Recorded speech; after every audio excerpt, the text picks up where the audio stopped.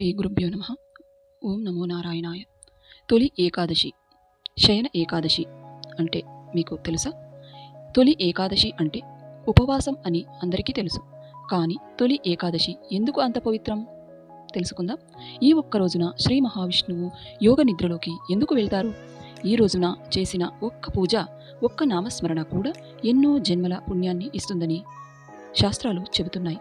ఈ వీడియోలో తొలి ఏకాదశి మహిమ, కథ, ఆచరించే విధానం తెలుసుకుందాం. భక్తులారా, ఆషాఢ శుక్ల ఏకాదశిని తొలి ఏకాదశి లేదా శయన ఏకాదశి అంటారు. ఈ రోజున శ్రీ మహావిష్ణువు క్షీరసాగరంలో ఆదిశేషునిపై యోగ నిద్రలోకి ప్రవేశిస్తారని పురాణాలు చెబుతాయి. ఆ రోజు నుండి చాతుర్మాస్యం ప్రారంభమవుతుంది. ఒకసారి దేవతలు, ఋషులు శ్రీ మహావిష్ణువును ప్రార్థించి, లోకక్షేమం కోసం మీరు విశ్రాంతి తీసుకుని కూడా మీ కృపతో భగవంతుడు ఈ ఏకాదశి నుండి కార్తీక శుక్ల ఏకాదశి వరకు యోగనిద్రలో ఉంటారు.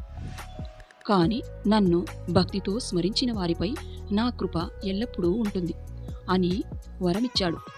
అందుకే ఈ రోజున ఉపవాసం, విష్ణు సహస్రనామం పారాయణం, ఓం నమో నారాయణాయ అంటూ జపం చేయడం అత్యంత శ్రేష్టంగా ఉంటుంది. తొలి ఏకాదశి ఫలితం తెలుసుకుందాం.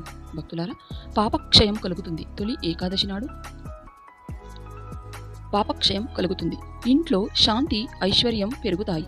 శ్రీ మహావిష్ణువు, మహాలక్ష్మి అనుగ్రహం లభిస్తుంది. ఆధ్యాత్మిక పురోగతి కలుగుతుంది.